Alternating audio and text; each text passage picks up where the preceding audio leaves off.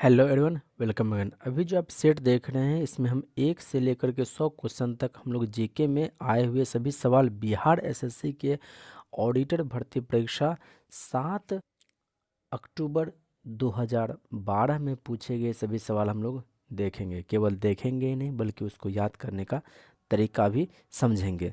तो चलिए 1 नंबर के सवाल पर आगे बढ़ते हैं कि हड़प्पा सभ्यता के औजार व हथियार अधिकतर किससे बने होते थे। आपको ही पता होगा हड़प्पा सभ्यता को हम लोग कांस्य युगीन सभ्यता कहते हैं। तो इस हिसाब से आप कह पाएंगे यहाँ जो है ऑप्शन जो है दो ही ऑप्शन में कांस्य लिखा हुआ है। एक ऑप्शन सी कांस्य है और फिर डी कांस्य है। लेकिन साथ ही साथ आपको ये भी पता होगा कि हड़प्पा सभ्यता के लोग जो थे वो लोहे से परिचित नहीं थे। तो यहाँ आंसर आपका ऑप्शन डी हो जाएगा। फिर से साथियों, हड़प्पा सभ्यता के लोग कांस्य युगीन सभ्यता कहा जाता है। तो कांस्य तो होना ही चाहिए और बाद बाकी इसमें लौ है।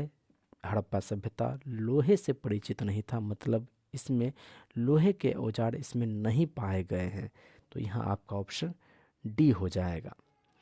नेक्स्ट क्वेश्चन देख लीजिए, निम्न में से वेदों का सही कालानुक्रमिक क्रम क्या है। तो आपको भी पता होगा पहला जो है वो आपका ऋग्वेद है, सामवेद, यजुर्वेद और अथर्ववेद।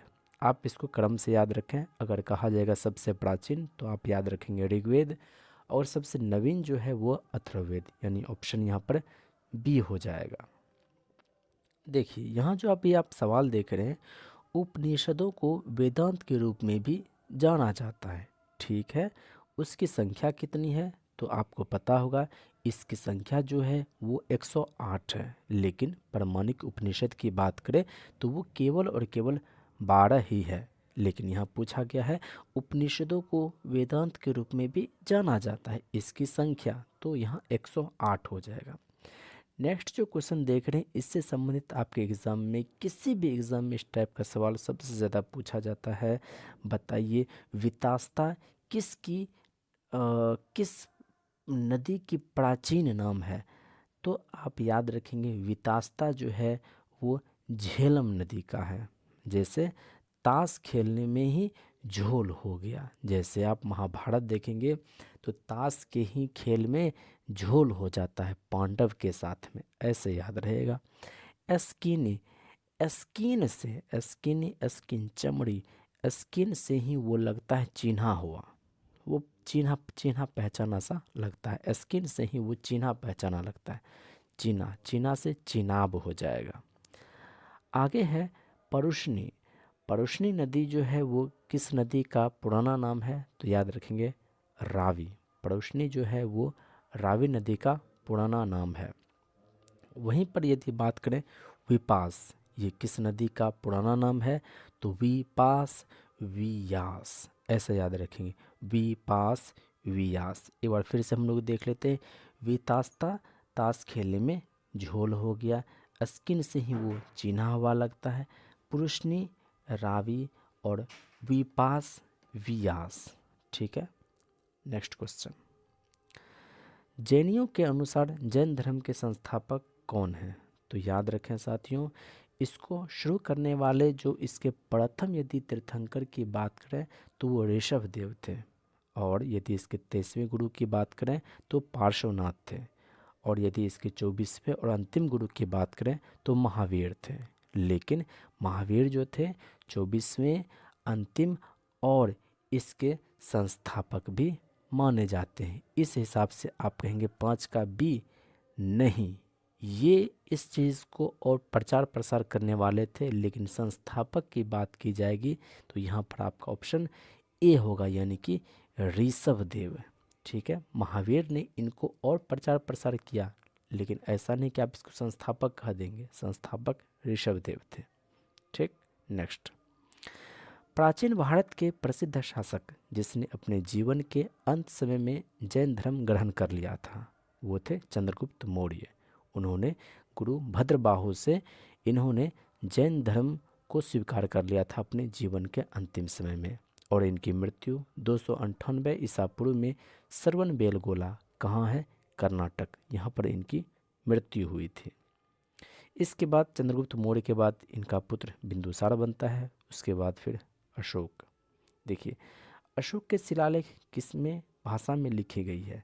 तो आप याद रखें, इक इक टी, इक टी, जैसे ग्रीक, आर्माइक, ख्रोष्टी, इन तीनों भाषाओं में लिखा हुआ है यहाँ, यानी कि 1 2 3 यहाँ ऑप्शन हो जाएगा, यानी कि 7 का बी।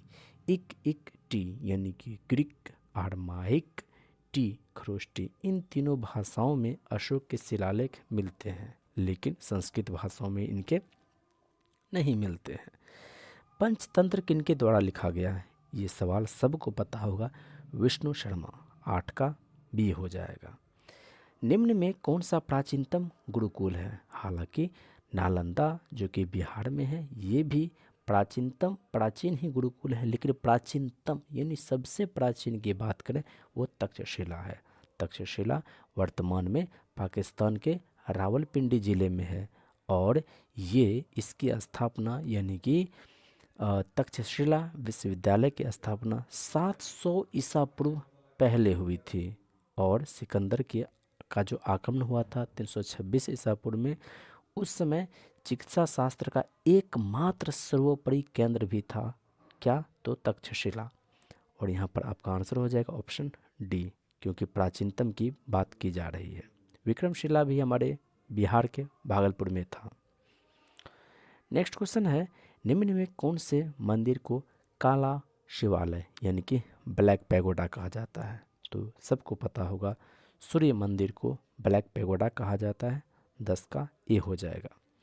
बंगाल का यदि प्राचीन नाम की बात करें, बंगाल के यदि प्राचीन नाम की बात करें तो यहाँ आपका गौड़ हो जाएगा। याद है, इसको आप ऐसे याद रख सकते हैं साथियों, थोड़ा सा ट्रिक केवल मैं बना रहा हूँ। उसके गाल को गौर से देखो, उसके गाल को गौर से देखो, उसके गाल को गौर से देखो, ऐसे याद रहेगा आपको। बंगाल गौड़, बंगाल का प्राचीन नाम गौड़ था। देखिए, यदि हम बात करें नागर शैली, द्रविड़ शैली, बेसर शैली, तो आपको ही पता होगा दक्षिणी भारत में जो मंदिर बनते हैं वो द्रविड़ में, और यदि हम लोग उत्तरी भारत की बात करें तो वो नागर शैली में मंदिर बनते हैं, और मध्य भारत की बात करें तो वहाँ पर बेसर शैली में मंदिर का निर्माण होता है।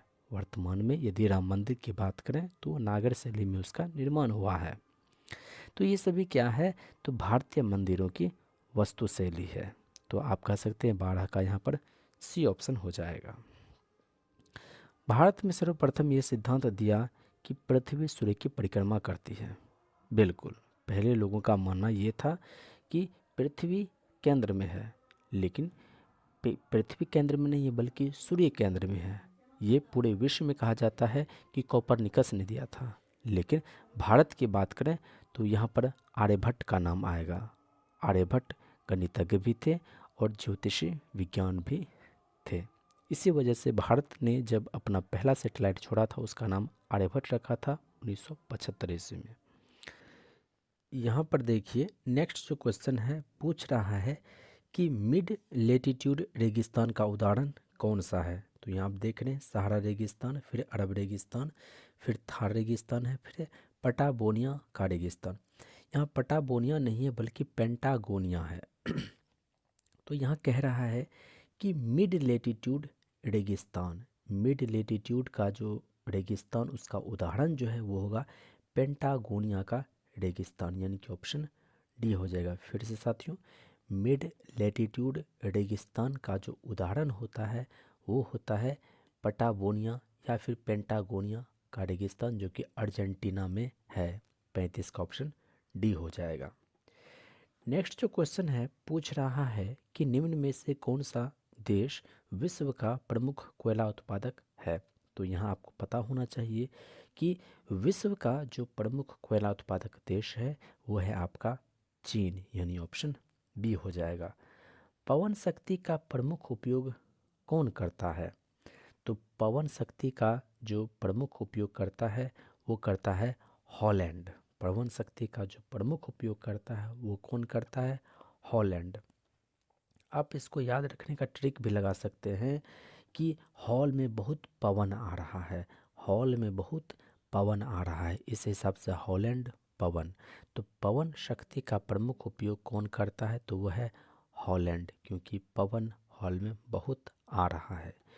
विश्व की सबसे लंबी पर्वत श्रृंखला की बात करें तो वो है एंडीज पर्वत श्रृंखला। विश्व की सबसे लंबी पर्वत श्रृंखला एंडीज पर्वत श्रृंखला है, जो कि दक्षिण अमेरिका में है। पूछ रहा है निम्नलिखित में से कौन सा एक सागर बिना तट के है, मतलब उसमें तट ही नहीं है। तो यहाँ बात करें तो 39 का ऑप्शन नंबर डी हो जाएगा, सारगैसो सागर, तस्मान सागर, ओखोत्सक सागर, श्वेत सागर। हर सागर का तट है, लेकिन श्वेत सागर जो है अटलांटिक महासागर जो आप देखते हैं उसका जो उत्तरी अटलांटिक महासागर होता है उसी के कुछ भाग में समुद्र महासागर के ही बीच में एक छोटा सा जगह है, उसको सागर का नाम दे दिया गया है। अब बताइए, जो चारों ओर जल से ही घिरा हुआ सागर है तो उसका तट क्या होगा? तो उसका तट होगा ही नहीं, तो यहाँ ऑप्शन नंबर डी हो जाना है। कौन सी नदी भूमध्य रेखा को 2 बार काटती है? तो सबको पता होगा, यहाँ पर जो ऑप्शन नंबर हो जाएगा सी, यानी कि कांगो नदी। कांगो नदी जो है वो भूमध्य रेखा को 2 बार काटता है। आपके एग्जाम में अक्सर पूछता है, बताइए स्टैनली जलप्रपात किस नदी पर है? तो याद रखेंगे कांगो नदी पर। वहीं पर दूसरा जो है लिविंग स्टोन, लिविंग स्टोन ये भी एक जलप्रपात ही है, जो कि किस नदी पर है? तो याद रखेंगे कांगो नदी पर। फिर से कांगो नदी पर 2 जलप्रपात है, एक है कांगो जलप्रपात और दूसरा है लिविंग स्टोन जलप्रपात। किस नदी पर है? कांगो नदी पर। विश्व की जो सबसे बड़ी खाड़ी है वो है आपका मैक्सिको की खाड़ी। मैक्सिको की खाड़ी जो है वो सबसे बड़ी है। सबसे बड़ी कौन सी खाड़ी है?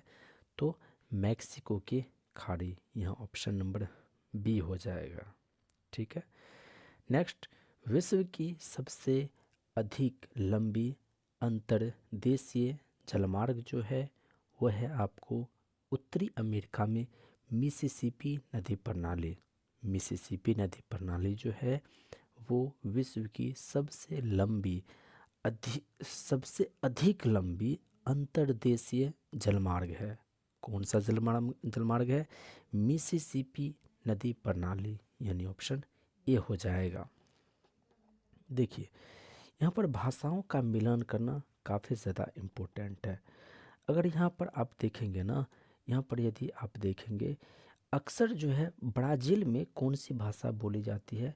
तो आपको लगा कि ब्राज़ील में तो ब्राज़ील से ही संबंधित कोई भाषा होनी चाहिए, लेकिन आपको पता होना चाहिए ब्राज़ील की राजधानी ब्राज़ीलिया है, लेकिन यहाँ की जो भाषा है वो है पुर्तगाली। ब्राज़ील की भाषा कौन सी है? पुर्तगाली है। वहीं पर मैक्सिको की बात करें, मैक्सिको की जो भाषा है वो है स्पेनिश। मैक्सिको की भाषा कौन सी है? स्पेनिश। वहीं पर यदि हम लोग लिबिया की बात करें, लिबिया की जो भाषा है वो है इटालियन। लिबिया की भाषा कौन सी है? इटालियन है। वहीं पर अल्जीरिया में बात करें तो अल्जीरिया में जो है आपका, अल्जीरिया में जो भाषा बोली जाती है वो अरबी भाषा बोली जाती है। कौन सी भाषाएं बोली जाती है? अरबी भाषाएं बोली जाती है। वहीं पर यदि मैरिटोनिया में बात करें तो मैरिटोनिया में जो है अरबी भी बोली जाती है और साथ ही साथ फ्रेंच भी बोली जाती है। तो यहाँ पर बात हो रही है इटालियन की। अभी तुरंत हमने बताया कि लिबिया में कौन सी भाषा? इटालियन भाषा। ठीक है। ब्राज़ील में कौन सी भाषा? पुर्तगाली भाषा।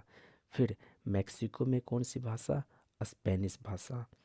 फिर यदि हम लोग फ्रेंच की बात करें तो फ्रेंच जो है वो अल्जीरिया में भी बोला जाता है और मैरी मॉरिटनिया में भी बोला जाता है। लेकिन यहाँ बात करें तो 2 भाषा है, अरबी है, फ्रेंच भी है। लेकिन यहाँ भी बात करें अल्जीरिया में भी, यहाँ पर भी जो है अरबी भी है, फ्रेंच भी है। तो फ्रेंच जो है यहाँ पर दोनों जगह है। इस हिसाब से आप इसको याद रखेंगे। फिर से एक बार ध्यान रखेंगे, ब्राज़ील में कौन सी भाषा? पुर्तगाली भाषा। मैक्सिको में तो स्पेनिश भाषा। लिबिया में इटालियन भाषा। वहीं पर अल्जीरिया में अरबी फ्रेंच दोनों। और मैरिटोनिया में भी अरबी फ्रेंच दोनों भाषाएं बोली जाती है। नेक्स्ट जो क्वेश्चन है वो कह रहा है 9 डिग्री चैनल अलग करती है किसको किसको। तो आपको पता होगा 10 डिग्री चैनल जो है वो आपको उत्तरी अंडमान और दक्षिणी अंडमान को अलग करता है। लेकिन यहाँ बात हो रही है 9 डिग्री चैनल की। तो 9 डिग्री चैनल जो है लक्षद्वीप और लक्षद्वीप पर ही एक द्वीप है मिनिकॉय, इन दोनों को अलग करती है। 9 डिग्री चैनल जो है वो लक्षद्वीप और लक्षद्वीप पर ही एक द्वीप है मिनिकॉय, इन दोनों को अलग करती है कौन सी? 9 डिग्री चैनल। विश्व की सबसे ऊंची पर्वत की बात करें तो वह है आपका एवरेस्ट। दूसरे की बात करें केटू गॉडविन ऑस्टिन है। और तीसरे की बात करें तो कंचनजंगा है। यहाँ पर बात हो रही है दूसरी सबसे ऊंची चोटी, तो यहाँ ऑप्शन नंबर बी हो जाएगा, यानी कि केटू गॉडविन ऑस्टिन। भारत में समुद्र तट को छूने वाले राज्यों की संख्या कितनी है? सबको पता है साथियों, यहाँ पर ऑप्शन नंबर जो है वो सी हो जाएगा। 9 राज्य हैं जो कि भारत में 9 राज्य हैं जो कि समुद्र तट को छूती है। डीजल के रेलवे इंजन बनाए जाते हैं। सबको पता है कि यहाँ रेलवे डीजल इंजन की बात हो रही है तो वाराणसी हो जाएगा। वहीं पर यदि बात होता विद्युत इंजन का तो वो चितरंजन का बात होता। रेलवे डिब्बे की बात होती तो हम लोग पेराम्बूर की बात करते, कपूरथला की भी बात करते।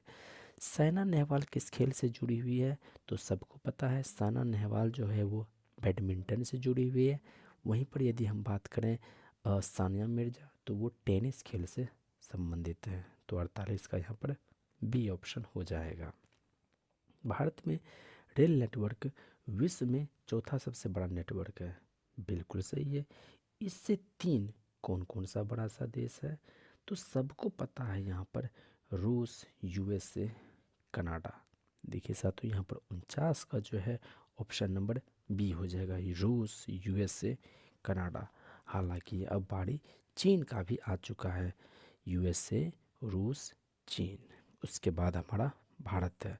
शक संवत का जो प्रथम मास है वो है चैत, इसलिए हम लोग बोलते हैं चैत, बैसाख, जेठ, आषाढ़, सावन, भादो, आश्विन, कार्तिक, अगहन, पूस, इस तरह से बोलते हैं। तो प्रथम मास जो है शक संवत के अनुसार वो जो है चैत है।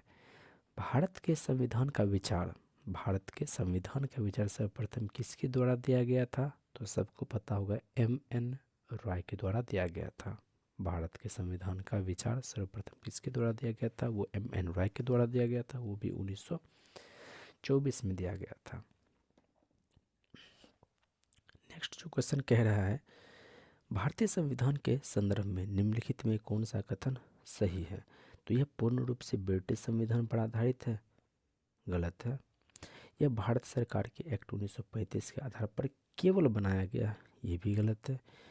यह विभिन्न संविधानों का मिश्रण है, बिल्कुल सही बात है। यह विभिन्न संविधानों का मिश्रण है, जिस भी संविधान में कई देशों से लिया गया है, रूस, अमेरिका, ऑस्ट्रेलिया, दक्षिण अमेरिका, जर्मनी, इंग्लैंड, जापान, बहुत सारे देशों से लिया गया है। जहाँ भी जितनी भी अच्छी बातें थी सबको भारत अपने संविधान में रख लिया। नेक्स्ट, भारत के संसदीय रूप में राज्य की वास्तविक शक्ति किसमें निहित होती है? तो यहाँ केवल ये नहीं पूछा है राज्य की शक्ति किसमें निहित होती है, तो यहाँ पर हो जाता राष्ट्रपति। लेकिन यहाँ पूछ रहा है कि वास्तविक शक्ति, तो सबको पता है मंत्रिपरिषद, जिसकी अध्यक्षता प्रधानमंत्री के द्वारा होती है। तो ऑप्शन ए हो जाएगा। शब्द सोशलिस्ट जो हमारे भारतीय संविधान की प्रस्तावना में जोड़ा गया था उसका उद्देश्य क्या है? सोशलिस्ट का मतलब लोगों के बीच में सामाजिकता क्यों नहीं आता है? क्योंकि लोगों के बीच में आर्थिक असमानता है, राजनीतिक असमानता है। तो इसी चीज़ को समाप्त करने के लिए, यानी कि 54 का ए नंबर ऑप्शन हो जाएगा। अगर इसमें आप चारों ऑप्शन को यदि आप पढ़िएगा तो आपको समझ में आएगा कि सोशलिस्ट शब्द को जोड़ने का सबसे बड़ा कारण यही था कि लोगों में आर्थिक असमानताएं, राजनीतिक असमानताएं। ऑप्शन ये हो जाएगा। अस्पृश्यता को समाप्त कर दिया गया और अपने अभ्यास करने के लिए ये दंडनीय है। ये ये किस में है? तो अस्पृश्यता का अंत जो है वो है 17 में, वहीं पर 16 में है, 14 में है कानून के समक्ष हर कोई समान है, 15 में है जाति धर्म लिंग स्थान इन सब में किसी भी तरह का भेदभाव नहीं किया जाएगा, फिर 16 में समान सरकारी नौकरी में सभी को समान अवसर दिया जाएगा, और 17 में है कि अस्पृश्यता का अंत, छुआछूत का अंत। ठीक। अब पूछ रहा है कि कौन भारत के राष्ट्रपति के विरुद्ध महाभियोग की कार्रवाई चला सकते हैं? तो देखिए, इसमें याद रखिएगा कि राष्ट्रपति पर महाभियोग लगाना है तो वो संसद का कोई भी सदन चला सकता है, लेकिन वहीं पर उपराष्ट्रपति की बात हो तो केवल और केवल उसके लिए हम लोग राज्यसभा से ही चला सकते हैं। कौन राज्यसभा का सदस्य था जब वह पहली बार भारत का प्रधानमंत्री नियुक्त हुआ? तो वह है इंदिरा गांधी। इंदिरा गांधी जब पहली बार 1966 में प्रधानमंत्री बन रही थी तो उस समय वो राज्यसभा के सदस्य थी, बाद में चल कर के वो चुनाव जीती और फिर लोकसभा के सदस्य हुई थी। नेक्स्ट क्वेश्चन है, भारत में राज्य के मुख्यमंत्री राष्ट्रपति चुनाव में मतदान के लिए पात्र नहीं है। आपको पता होगा राष्ट्रपति के चुनाव में वही लोग भाग लेते हैं, कौन कौन? तो संसद यानी कि लोकसभा राज्यसभा के निर्वाचित सदस्य और फिर विधानसभा के निर्वाचित सदस्य। यदि वो मुख्यमंत्री यदि वो मुख्यमंत्री विधानसभा का सदस्य नहीं होकर के विधान परिषद का सदस्य है, तब वो राष्ट्रपति के चुनाव में वो भाग नहीं ले सकता, यानी कि ऑप्शन यहाँ सी हो जाएगा, 58 का सी हो जाएगा। लोकसभा का जो प्रथम अध्यक्ष था वो कौन था? सबको पता है, जीवी महावलंकर। जीवी महावलंकर जो है वो लोकसभा का प्रथम अध्यक्ष था। वहीं पर यदि बात करें लोकसभा का प्रथम महिला अध्यक्ष तो वो है मीरा कुमार। यहाँ पर आप देख रहे हैं अनंत शयनम आयंगर, ये जो है प्रथम उपाध्यक्ष है। अध्यक्ष होता है लोकसभा में, दूसरा उपाध्यक्ष होता है। यदि उपाध्यक्ष की बात करें प्रथम तो वो हो जाएगा अनंत शयनम आयंगर।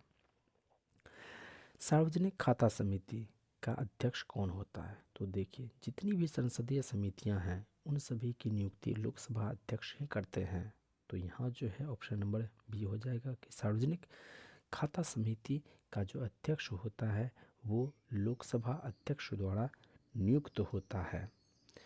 उच्च न्यायालय के जजों या न्यायाधीशों की संख्या कौन निर्धारित करता है? बहुत ही इम्पोर्टेंट क्वेश्चन है, तो याद रखेंगे साथियों, यहाँ पर राष्ट्रपति, ऑप्शन नंबर बी हो जाएगा।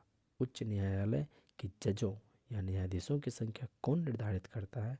तो वो है राष्ट्रपति। राष्ट्रपति निर्धारित करता है।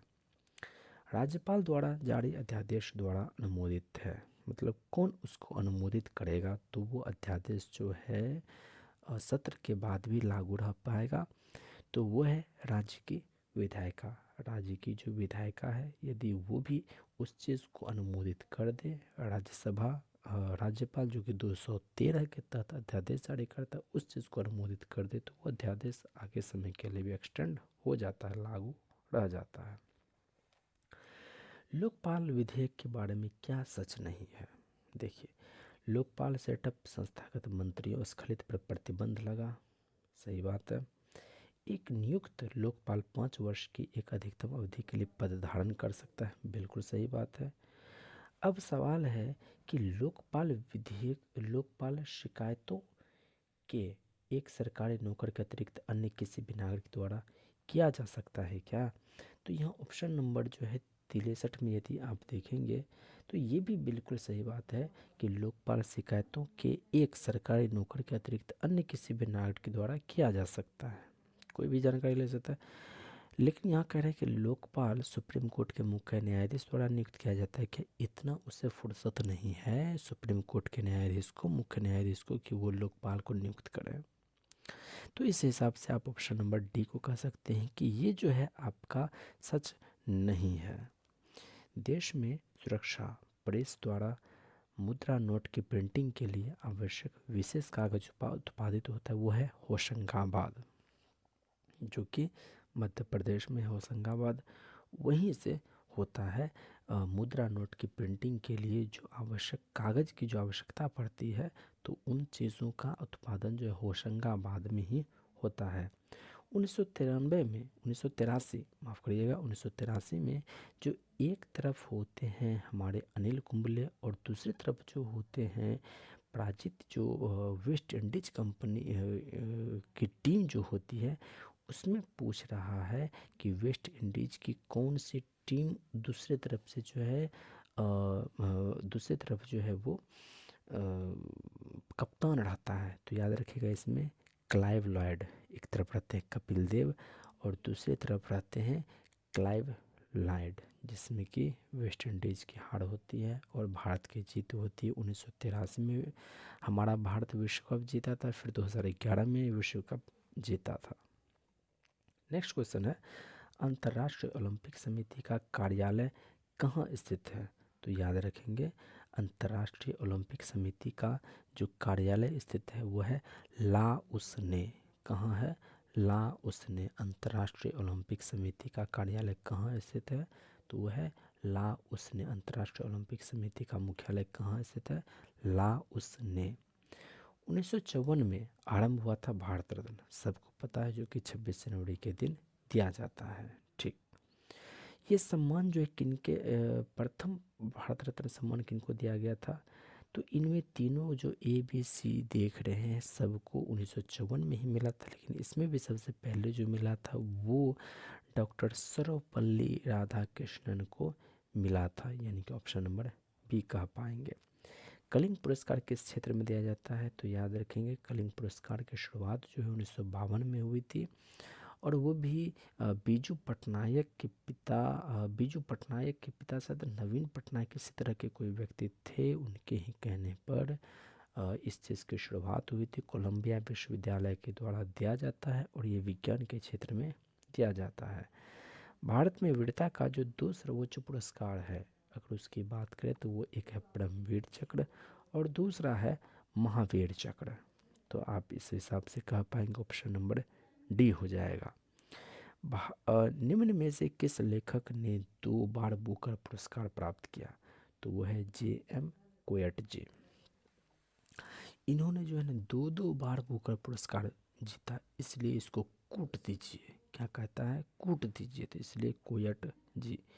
B.C. रॉय जो थे वो एक चिकित्सक थे, इसलिए इनके नाम पर जो पुरस्कार दिया जाना शुरू हुआ वो भी चिकित्सा के ही क्षेत्र में दिया जाना शुरू हुआ। कब? तो याद रखेंगे 1962 भी कहीं कहा जाता है और कहीं पर 1966 की भी बात की जाती है। B.C. रॉय पुरस्कार इनको कहा जाता है। अगर ये हम लोग कालानुक्रमिक क्रम में सजाने की बात करें तो चीन की जो लंबी दीवार है उसका निर्माण 200 ईसा पूर्व में इसका निर्माण हुआ था, चीन की दीवार का। वहीं पर आगरा के ताजमहल की बात करें तो इनका निर्माण जो है 1653 ईस्वी में हुआ था। वहीं पर यदि हम लोग बात करें अंकोर वाट का मंदिर जो कि कंबोडिया में है तो उसका निर्माण जो है 12वीं शताब्दी में हुआ था। वहीं पर पीसा की जो झुकी हुई मीनार है इटली में है, उसका निर्माण जो है 1319 ईस्वी में हुई थी। अब इसके हिसाब से आप इसको सजा लीजिए फिर से। चीन की दीवार का निर्माण 200 ईसा पूर्व में हुआ था। आगरा का ताजमहल इसका निर्माण 1653 ईस्वी में हुआ था। पीसा की झुकी मीनार इसका निर्माण 1319 ईस्वी में हुआ था। कंबोडिया का जो अंकोर वाट मंदिर है उसका निर्माण 1200 ईस्वी में हुआ था। नेक्स्ट क्वेश्चन है भारतीय विदेश नीति बहुत से सिद्धांतों पर आधारित है, जिसमें से एक है पंचशील, जियो और जीने दो, वसुधैव कुटुंबकम, सत्यमेव जयते। ये भारत के भीतरी की बातें हैं, लेकिन यहाँ बात हो रही है भारतीय विदेश नीति किस बहुत सारे सिद्धांतों पर आधारित, उनमें से एक क्या है? तो पंचशील समझौता। ठीक है। नेक्स्ट क्वेश्चन कह रहा है कि कौन सी एक देश में आयकर की दर सर्वाधिक है? किसकी ये आयकर की दर सर्वाधिक है? तो वह है जापान।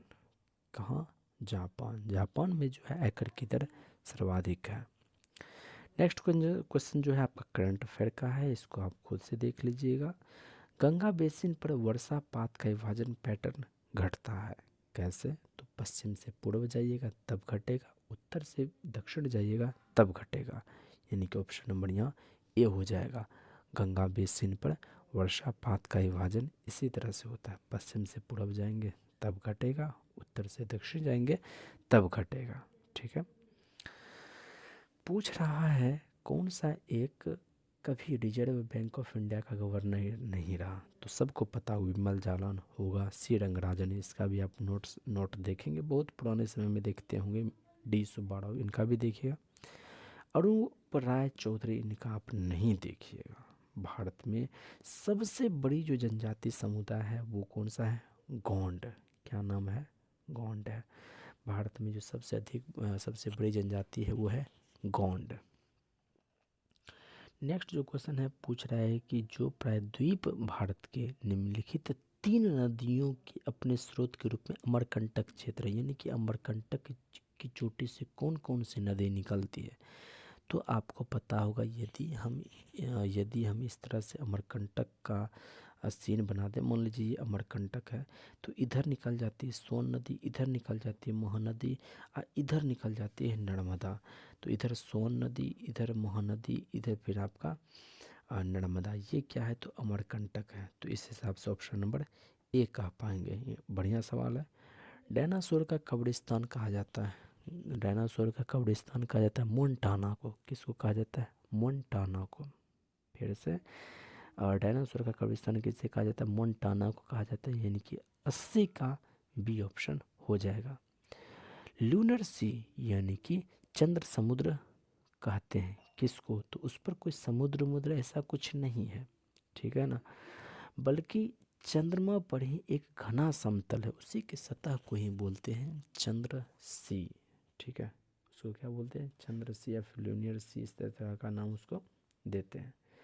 अगर हम देखें सबसे ज़्यादा तो गुरुत्वाकर्षण है, यहाँ ऑप्शन से आप छांट सकते हैं। सबसे ज़्यादा जो गुरुत्वाकर्षण होता है वो हमारे पृथ्वी पर ही होता है, इसलिए हमारे पृथ्वी पर वायुमंडल है। अन्य भी जगह पर वायुमंडल है, लेकिन पृथ्वी जितना घनी वायुमंडल आपको कहीं भी देखने को नहीं मिलता है, क्योंकि पृथ्वी का गुरुत्वाकर्षण बल सबसे ज़्यादा है। और यहाँ आप कहीं भी पृथ्वी को आप पहले देखेंगे ही नहीं। तो इस हिसाब से आपका ऑप्शन नंबर डी, केवल एक ही ऑप्शन बचता है। निम्नलिखित में से कौन सी गैस सूर्य में प्रमुख मात्रा में होती है? तो आपको पता होगा कि सूर्य में जो है हाइड्रोजन के मिलने से हीलियम बनता है, हाइड्रोजन के मिलने से हीलियम बनते रहता है। तो सबसे ज़्यादा मात्रा हाइड्रोजन का है, तब तो हाइड्रोजन के मिलने से हीलियम बनता है। तो 83 की ऑप्शन नंबर बी हो जाएगा, यानी कि हाइड्रोजन। वातावरण में रासायनिक निष्क्रिय गैस उपस्थित है, तो सबको पता है argon, helium, argon, krypton, xenon, radon, ये सभी निष्क्रिय गैस हैं, यानी कि बी ऑप्शन हो जाएगा। कौन से वृक्ष तेजी से बढ़ता है? सबको पता होगा, लिपट लिपट के बढ़ता है। कौन? यूकेलिप्टस, यानी ऑप्शन नंबर सी हो जाएगा। समुद्री जल वर्षा जल की अपेक्षा अधिक खारा होता है। रीजन ये है कि नदियाँ जो है वो भूमि से लवण लाती है और समुद्र में मिला देती है। इस हिसाब से आप कह सकते हैं समुद्री जल जो है वो वर्षा के जल की अपेक्षा अधिक खारा होता है। ठीक है, यहाँ ऑप्शन नंबर सी हो जाएगा। नेक्स्ट क्वेश्चन जो है, एक तत्व जो प्रकृति में नहीं मिलता किंतु इसे कृत्रिम रूप से बनाया जा सकता है, तो वो है प्लूटोनियम। प्लूटोनियम एक ऐसा तत्व है जो प्रकृति में नहीं मिलता है, किंतु इसे कृत्रिम रूप से इसको बनाया जा सकता है। प्लूटोनियम, बाद बाकी यूरेनियम हो गया, रेडियम हो गया, होरियम हो गया, ये सभी प्रकृति में मिलते हैं। तो प्लूटोनियम नहीं मिलते हैं, लेकिन कृत्रिम तरीके से इसे बनाया जा सकता है। ऑप्शन ए हो जाएगा। एड्स का जो वायरस होता है वो किसके विकास को प्रभावित करता है? तो ऑप्शन है आपका हीमोग्लोबिन, रक्त की लाल रक्त कोशिकाओं, रक्त में टी सेल जो होता है, या फिर मस्तिष्क के ग्रे सेल। तो यहाँ याद रखेंगे, रक्त में, ब्लड में जो टी सेल होता है उसको एड्स के जो वायरस होते हैं वो उसको प्रभावित करते हैं। ठीक है, यहाँ पर ऑप्शन नंबर सी हो जाएगा। नेक्स्ट सवाल है, निम्न में से किसे हार्मोन माना गया है? तो याद रखेंगे, तो हार्मोन जो है यहाँ पर ऑप्शन डी को, विटामिन डी को हार्मोन माना गया है। हर ह्यूमन में कौन सा हार्मोन होता है? विटामिन डी, और नहीं है तो सूर्य के प्रकाश से ले सकता है। नेक्स्ट क्वेश्चन है, कौन सी भारतीय मिसाइल नाभिकीय या आणविक अस्त्रों को ले जाने में सक्षम है? त्रिशूल, नाग, ये भी मिसाइल है, लेकिन यहाँ पर पूछा है कि नाभिकीय या आणविक अस्त्र को, नाभिकीय अस्त्र या आणविक अस्त्र को ले जाने में सक्षम है, तो वो होगा पृथ्वी। पृथ्वी ऐसा मिसाइल है जो कि नाभिकीय या आणविक अस्त्रों को ले जाने में सक्षम है, यानी कि ऑप्शन सी हो जाएगा। लाइफलाइन एक्सप्रेस क्या है? तो जिस तरह से हॉस्पिटल होता है, लेकिन ये चलता फिरता हॉस्पिटल, जैसे आप सुलभ शौचालय देखते हैं जो कि चलता फिरता शौचालय होता है, उसी तरह से लाइफलाइन एक्सप्रेस वे जो होता है ये भी एक तरह से चलता फिरता शौचालय चलता फिरता चिकित्सालय है जो कि रेलवे के रूप में होता है, तो ऑप्शन बी हो जाएगा। भारत में रेल परिचालन पर विश्व का प्रथम चिकित्सालय है लाइफलाइन एक्सप्रेस। निम्न में कौन सा एक अंतरिक्ष यान है? तो याद रखेंगे कासिनी, याद ऐसे रख सकते हैं, अंतरिक्ष में ले जाने वाले यान में कैसीनो है, कसिनो, कासिनी, कसिनो, इस तरह से आप याद रख सकते हैं, ऑप्शन बी हो जाएगा। सेलिने 1 ये जो है आपका चंद्र ऑर्बिटर मिशन है, चंद्रमा का ऑर्बिटर मिशन है सेलिने 1, जो कि किन्होंने लॉन्च किया? तो वो जापान ने। ये करंट अफेयर का क्वेश्चन है। देखिए नेक्स्ट जो क्वेश्चन है पूछ रहा है कि सीमेंट का प्रमुख अवयव है, तो यहाँ पर सीमेंट का जो प्रमुख अवयव है वो है चूना पत्थर। चूना पत्थर को ही क्या बोलते हैं? लाइमस्टोन। पुराने समय में हम लोगों के यहाँ दीवार जो बना करता था वो चूना पत्थर से ही बना करता था, लेकिन जब अंग्रेज आए तो उस चूना पत्थर को हटा करके उसी का प्रयोग करके सीमेंट बनाया और फिर उस सीमेंट का प्रयोग हम लोग करने लगे।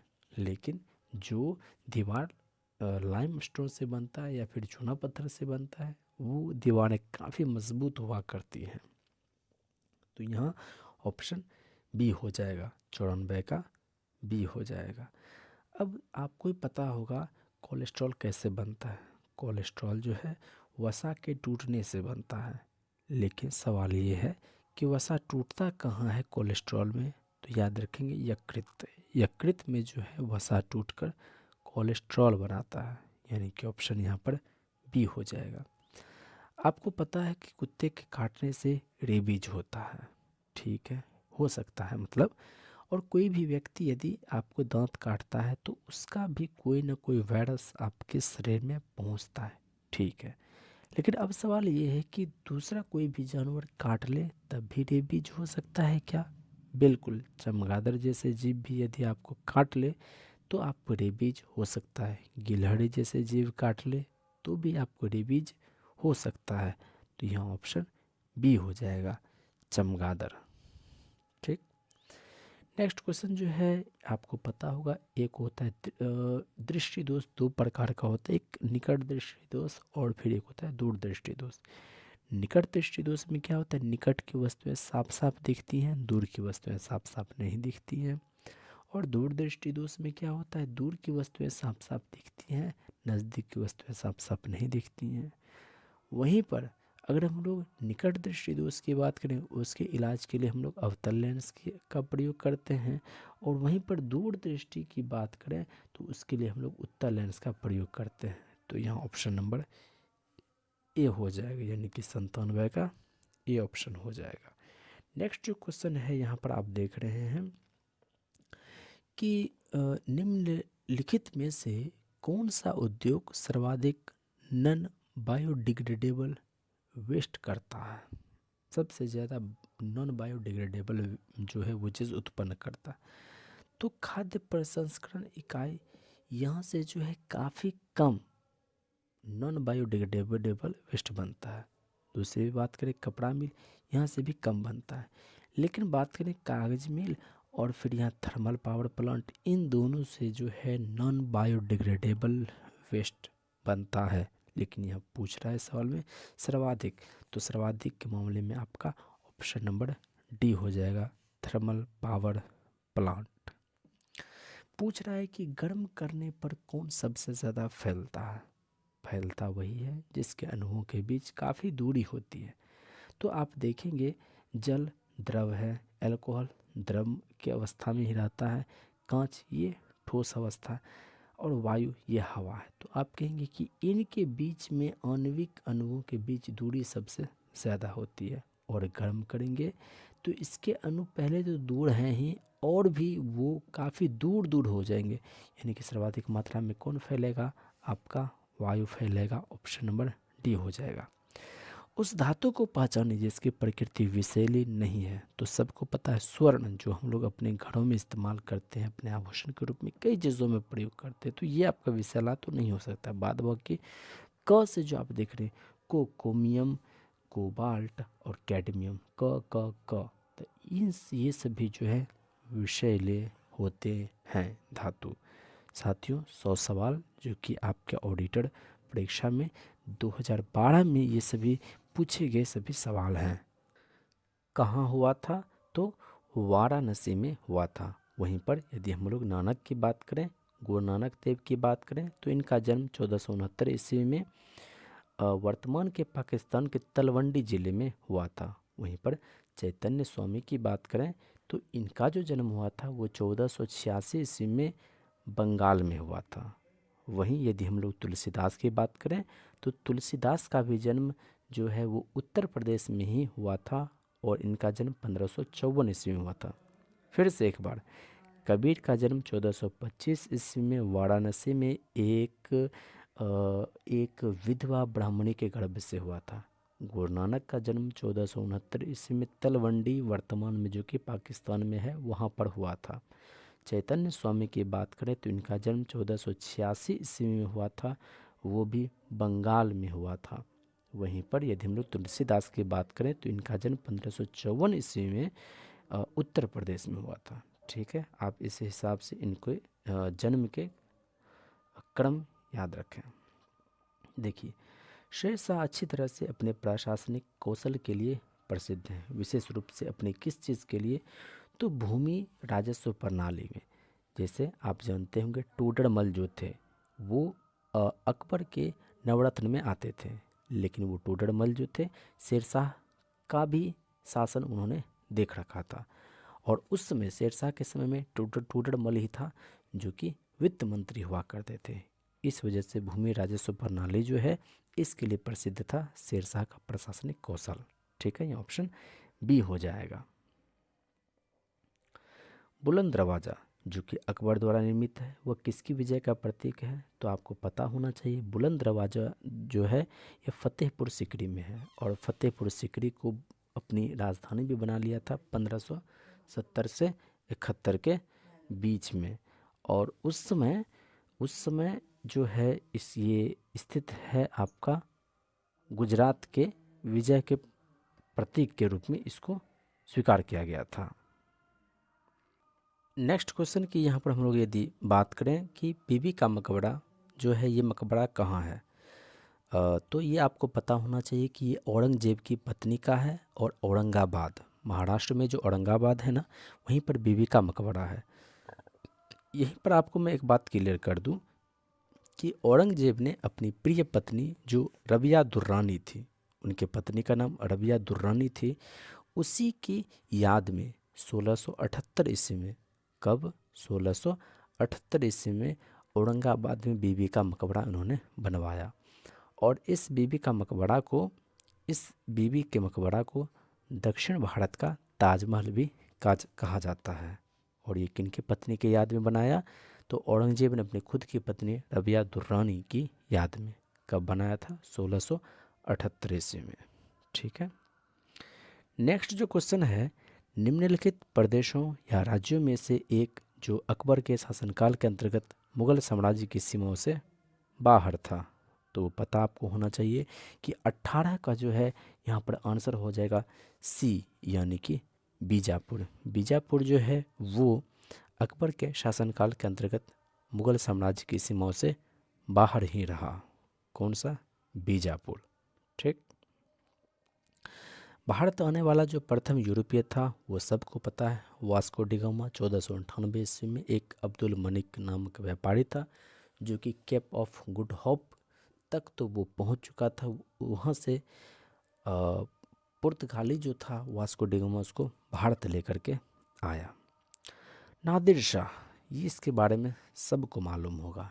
नादिर शाह जो था वो ईरान का नेपोलियन कहा जाता था, और जब उन्होंने आक्रमण किया था उसमें मोहम्मद शाह था भारत में, और करनाल का युद्ध दोनों के बीच में होता है, और 57 दिनों तक वो दिल्ली में रहता है और लगातार पूरा ताबड़तोड़ लूटपाट करता है।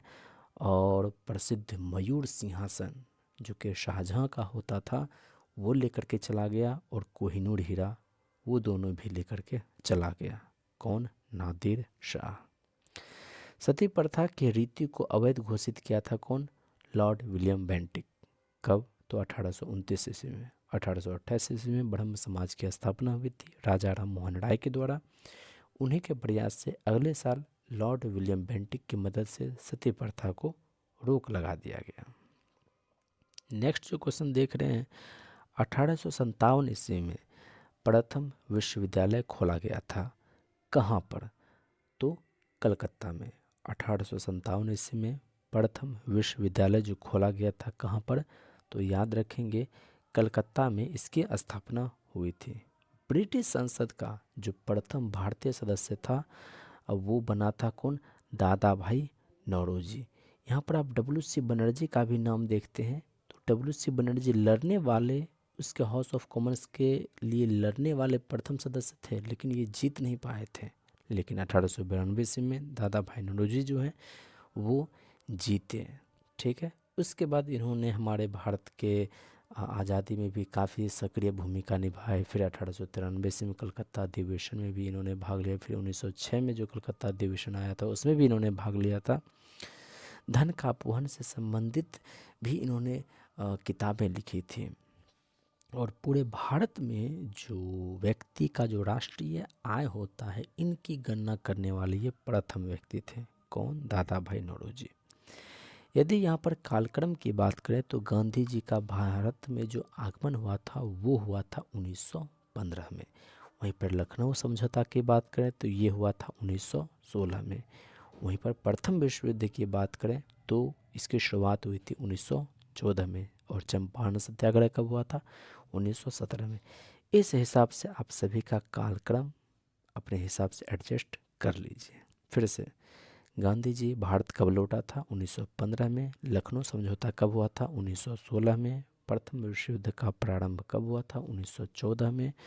फिर चंपारण सत्याग्रह कब हुआ था? 1917 में। नेक्स्ट क्वेश्चन जो है, निम्नलिखित आंदोलनों में से किस आंदोलन में वंदे मातरम का नारा अपनाया गया था? तो ये सबको पता होगा कि 1905 में जो बंगाल विभाजन हुआ था, 1905 में जो बंगाल विभाजन हुआ था उसको कई जगह आंध्र के जो डेल्टाई मैदान थे ना वहाँ पर तो इसे वंदे मातरम आंदोलन के भी नाम से जाना जाता था। तो यहाँ ऑप्शन बी हो जाएगा। लॉर्ड माउंटबेटन जो वायसराय के रूप में कार्य करने के लिए विशिष्ट निर्देश के साथ भारत आया था, उसका क्या काम था? तो उसका सीधा सीधा लॉर्ड माउंटबेटन का एक ही काम था कि भारतीय उपमहाद्वीप को पूरी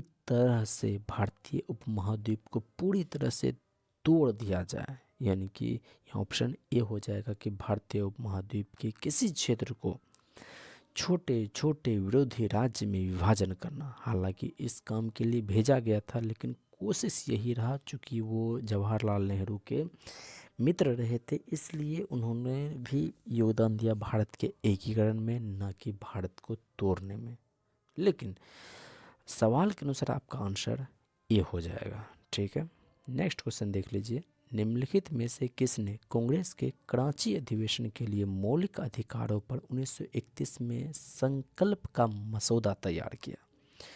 हालांकि 1931 का जो कराची अधिवेशन हुआ था उसकी अध्यक्षता करने वाले कौन थे? सरदार वल्लभ भाई पटेल थे। लेकिन इसके लिए जो मौलिक अधिकारों पर जो संकल्प का मसौदा जो तैयार करने वाले थे वो थे पंडित जवाहरलाल नेहरू। नेक्स्ट क्वेश्चन है, भारत क्रांति की माँ के रूप में किन्हें कहा जाता है? तो याद रखेंगे मैडम भीखाजी कामा। मैडम भीखाजी कामा का बहुत बड़ा योगदान कहा जाए।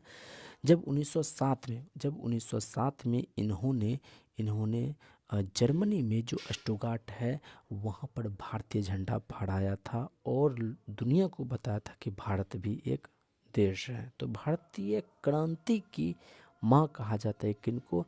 मैडम भिखाजी का माँ। आप देखिएगा तो का माँ माँ माँ, इससे आप ट्रिक बना सकते हैं का माँ माँ माँ, इससे आप ट्रिक बना सकते हैं कि यहाँ ऑप्शन सी हो जाएगा। ठीक।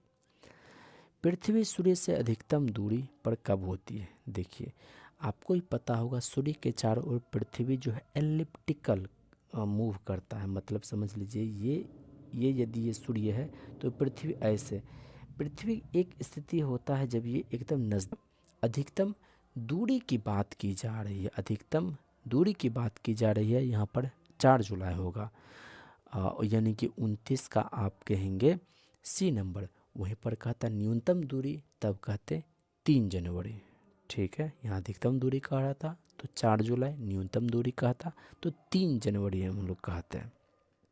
नेक्स्ट क्वेश्चन, पृथ्वी की सतह पर खींची गई सबसे बड़ा वृत्त जो कि गुजरेगा किससे? सबको पता है मेरे भाई, वो जो होगा भूमध्य रेखा ही होगा, वो जो होगा विषुवत रेखा ही होगा। यदि दो स्थानों के समय में 2 घंटा 20 मिनट का अंतर हो तब उनके देशांतर में कितने का अंतर होगा? इसको यदि आप कैलकुलेट करना चाहें तो बिल्कुल कैलकुलेट कर सकते हैं, क्योंकि 1 मिनट जो है वो 4 डिग्री जो है 1 मिनट के बराबर होता है। तो इस हिसाब से आप इसको कैलकुलेट करके देखिएगा तो यहाँ जो है आपका आंसर आएगा ऑप्शन नंबर, यहाँ पर ऑप्शन जो 35 डिग्री आपको अंतर होगा। 2 स्थानों के समय में यदि 2 घंटा 20 मिनट का अंतर है तो उन दोनों के बीच में देशांतर का जो अंतर होता है वो 35 डिग्री का अंतर होगा। ध्रुव क्षेत्रों में अति तेज व बर्फीली ठंडी बहने वाली हवा को क्या कहते हैं? साथियों क्वेश्चन काफ़ी बढ़िया है। सवाल क्या कह रहा है? ध्रुव क्षेत्रों में अति तेज व बर्फीली ठंडी हवा बहने वाली हवा को क्या कहते हैं? तो ब्लिजार्ड्स कहते हैं। ब्लिजार्ड्स ये इंग्लिश शब्द है, इसका मतलब होता है झंझावात, एकदम से ठंडी हवा, तेज आंधी चलेगी, बर्फीली हवा चलेगी, उसको कहते हैं ब्लिजार्ड्स, यानी 32 का सी ऑप्शन आप कहेंगे। जिन वृक्षों की जड़ें कम गहरी होती है उनका संबंध है, उनका किससे संबंध है? तो आप याद रखेंगे भूमध्य रेखीय जलवायु से। फिर से एक बार साथियों, जिन वृक्षों की जड़ें कम गहरी होती है, यानी कम गहरी क्यों होती है? क्योंकि उससे कम ही गहराई पर पानी मिल जाता है, यानी कि उस क्षेत्र में लगातार वर्ष भर बारिश होती रहती होगी तभी तो वो कौन सा क्षेत्र होता है? तो भूमध्य रेखीय जलवायु पर वर्ष भर बारिश होती रहती है, इसलिए 33 का यहाँ पर डी ऑप्शन हो जाएगा। निम्नलिखित में से किस में तापमान साल भर में 10 डिग्री से ऊपर वृद्धि नहीं करता है? 10 डिग्री से ऊपर वृद्धि नहीं करता है, तो याद रखेंगे वो टुंड्रा जलवायु है। टुंड्रा जलवायु में जो है तापमान साल भर में 10 डिग्री से ऊपर वृद्धि नहीं करता है।